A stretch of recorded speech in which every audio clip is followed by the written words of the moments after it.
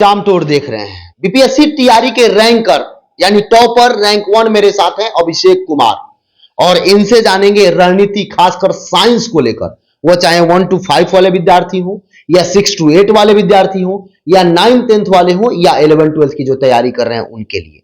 सबसे बड़ी बात है रैंक 1 लाए हैं, कैसे तैयारी करना चाहिए, क्या कुछ करना चाहिए, यदि आप कुछ पढ़ भी रहे हैं तो क्या कुछ उसमें निखार लाना चाहिए ताकि आपका भी रिजल्ट हो जाए।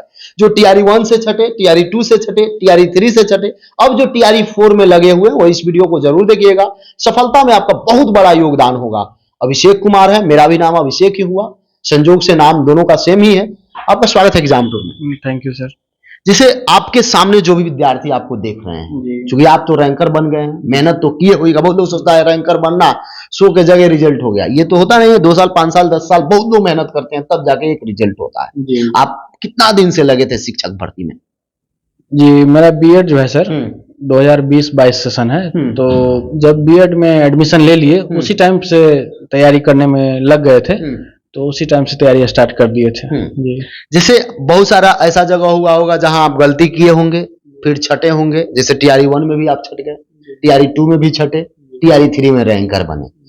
विद्यार्थी जो आपको देख रहे हैं क्या कुछ गलती ना करें, जैसे तैयारी में लगना है तो कोई विद्यार्थी कैसे आंकेगा कि हमको क्या पढ़ना चाहिए क्या छोड़ना चाहिए, इसका तरीका क्या है? जी जैसे कि टीआरई 1 में तो हम लोग बीएड में थे तो हम लोग को 1 to 5 केवल था, 1 to 5 से हटा दिया गया सुप्रीम कोर्ट के ऑर्डर के साथ। तो टीआरई 2 में 1 मार्क क्लियर रह गया मेरा।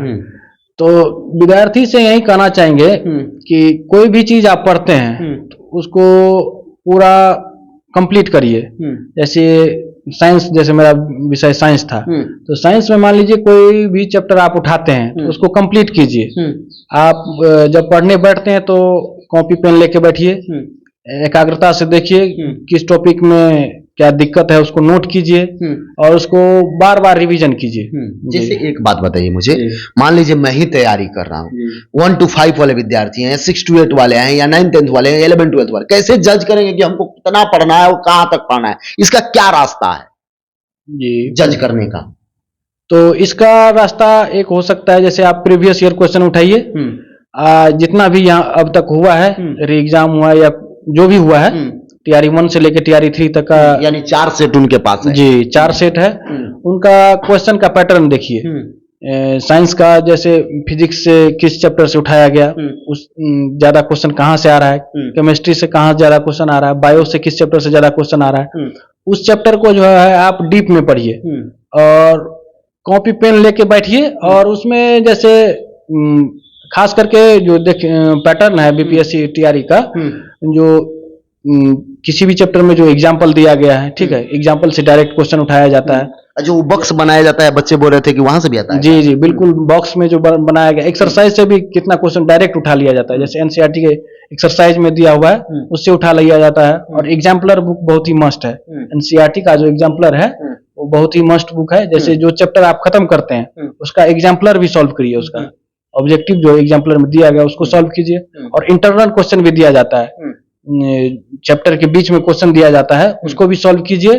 और बहुत सारा हेल्प बुक भी आता है, ऑब्जेक्टिव सॉल्व कर सकते हैं चैप्टर वाइज। जी जैसे जो विद्यार्थी आपको देख रहे हैं, बहुत सारे विद्यार्थी हैं जो आपने बताया कि प्रीवियस पहले लाइए, उसमें देख लीजिए कहां से कितना क्वेश्चन पूछ रहा है, उस चैप्टर को पहले बनाइए, फिर आप अपना नोट्स बना सकते हैं, आगे काम कर सकते हैं। जैसे आप सेल्फ स्टडी किए थे या कहीं से तैयारी किए थे साइंस को लेकर? जी सेल्फ स्टडी भी किए थे और हेल्प भी लिए थे। जी तो सेल्फ स्टडी में होता क्या था, जैसे कहीं पे पढ़े, किसी टीचर से, जैसे मैडम से पढ़े थे, आकृति मैम से, तो वहां से पढ़े और जो लगा इम्पोर्टेंट क्वेश्चन है जो आ सकता है तो उसको नोट बना लिए। और उसको रिवीजन टाइम में क्या करते थे, तो पूरा फिर से तो पूरा पढ़ नहीं सकते हैं। मान लीजिए कोई चैप्टर पढ़े हुए हैं उसको बार बार उतना, ऑनलाइन आप पढ़े? जी ऑनलाइन पढ़े हुए हैं। जैसे कोई विद्यार्थी ऑनलाइन पढ़ रहे हैं, आप बताएं कोई टॉपिक मान लीजिए, जो टॉपिक हो, जैसे पहले क्या किस पर विशेष फोकस करेंगे? साइंस में मान लीजिए 3 कैटेगरी है, फिजिक्स है, केमिस्ट्री है, बायो है, पहले किस पर फोकस करेंगे? जी देखिए, सबसे मैक्सिमम क्वेश्चन है तीनों में, मैक्सिमम क्वेश्चन बायो से उठाया जाता है। तो सबसे पहले स्टूडेंट को चाहिए कि बायो खत्म कर लेना चाहिए। बायो में यदि बात करें, कोई ऐसा चैप्टर 2 4 5 चैप्टर जो आप बता दें कि उसमें ज्यादा, जी, या उसको पहले पढ़ लें या उसको प्राथमिकता दें, कोई ऐसा? तो बायो में जैसे प्राथमिकता वैसे सीरियली वाइज दिया ही हुआ है एनसीईआरटी में। जैसे सेल चैप्टर से तो मस्ट एक क्वेश्चन उठाया ही जाता है। टिश्यू से कभी उठाया जाता है, कभी नहीं भी उठाया जाता है। रिप्रोडक्शन जो है उससे भी एक क्वेश्चन तो मस्ट है, उठाया ही जाता है। जैसे क्रोमोजोम से रिलेटेड क्वेश्चन हो गया, जेनेटिक्स से हो गया, इस सब से क्वेश्चन एक क्वेश्चन उठाया ही जाता है। तो इस सब बायोलॉजी में चैप्टर सब मस्ट हो गया। इन्वायरमेंट से भी क्वेश्चन उठाया लिया जाता है, जैसे इकोलॉजी से हो गया, इससे क्वेश्चन उठाया जाता है। तो एक क्वेश्चन तो उसमें से भी रहता है, जैसे पॉल्यूशन से रिलेटेड क्वेश्चन, इस सब से क्वेश्चन उठा लिया जाता है। एक प्रश्न और हम आपसे पूछेंगे, चूंकि आप ऑनलाइन पढ़े हैं सेल्फ स्टडी के, जैसे बहुत सारे विद्यार्थी ऑनलाइन पढ़ते हैं, आप भी जहां पढ़े वहां से नोट्स वगैरह मिला था क्या? जी, नोट्स भी मिला था। अब इस पर प्रश्न जरूर बताइएगा। जैसे पीडीएफ तो मिल जाता है विद्यार्थी को, कोई भी पढ़े पीडीएफ उनको मिल जाता है, लेकिन पीडीएफ और अपना सेल्फ नोट्स दोनों में कौन बेटर होगा? देखिए सर, पीडीएफ तो ठीक है, जिसका थोड़ा सा अपना लेवल है वो पीडीएफ से भी पढ़ लेते हैं, लेकिन सेल्फ नोट्स जो बनाते हैं उसको उसके साथ साथ क्या होता है, नोट्स बनाने के साथ साथ क्या होता है, उनका रिवीजन भी होते चले जाता है। उसमें सेंस ऑर्गन, दोनों सेंस ऑर्गन काम करता है, आंख काम करता है, हाथ काम करता है, सब काम करता है। तो उससे ज्यादा फायदा होता है, जो अपने सेल्फ नोट्स जो बनाते हैं उससे ज्यादा फायदा होता है। पीडीएफ अपेक्षा जो है सेल्फ नोट्स जो बनाते हैं उनसे ज्यादा फायदा होता है। बायो तो बता दिए, केमिस्ट्री में किस पर विशेष फोकस करेंगे? केमिस्ट्री का 2 4 5 चैप्टर, केमिस्ट्री को तैयारी कर रहे हैं तो कहाँ सबसे ज्यादा दिक्कत होता होगा, इसको थोड़ा सा बताइए। यदि आप पढ़ रहे हैं किसी शिक्षक से तो क्या कुछ सुधार होना चाहिए? केमिस्ट्री में सर क्वेश्चन जो है उसमें भी एग्जाम्पल सही उठाया जाता है। जैसे मेरे पास किताब है एनसीईआरटी से, जैसे दिखाते हैं। जैसे चैप्टर हो गया केमिस्ट्री में, जैसे हो गया ये हो गया एटम्स एंड मॉलिक्यूल्स हो गया, तो उससे भी जिसमें बहुत सारा साइंटिस्ट अपना अपना थ्योरी दिए हुए हैं, जैसे रदरफोर्ड दिए हुए हैं, उनसे उठा लिया जाएगा।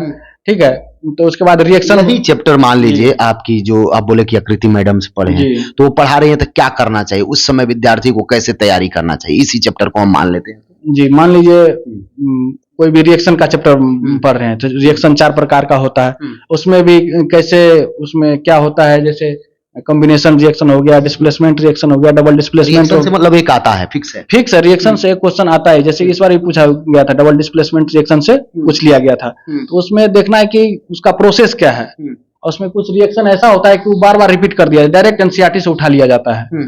जी, तो उसको आपको देखना है कि किस में क्या हो रहा है। जैसे कॉम्बिनेशन में रिएक्शन में होता क्या है कि जो दो जो मॉलिक्यूल है एक साथ कंबाइन करके एक मॉलिक्यूल बनाते हैं, तो उसको आपको देखना है। जो डायरेक्ट पूछ लिया जाता है, रिएक्शन चार्ट और रिएक्शन ऑप्शन में दे दिया जाएगा, और उसमें ऑप्शन में पूछ दिया जाएगा इसमें से कौन सा कॉम्बिनेशन रिएक्शन है, या कौन सा डिस्प्लेसमेंट है, कौन सा डबल डिस्प्लेसमेंट शो कर रहा है। इसमें ये भी जैसे पूछ लिया जाता है, इसमें किसमें गैस का उत्सर्जन होता है, किसमें नहीं होता है, किसमें क्रिस्टलाइजेशन का फॉर्मेशन होता है, इस सब पे ध्यान देना होता है। एग्जाम्पल उसको बार बार रिविजन करना होता है सर। फिजिक्स पर क्या कुछ कहिए?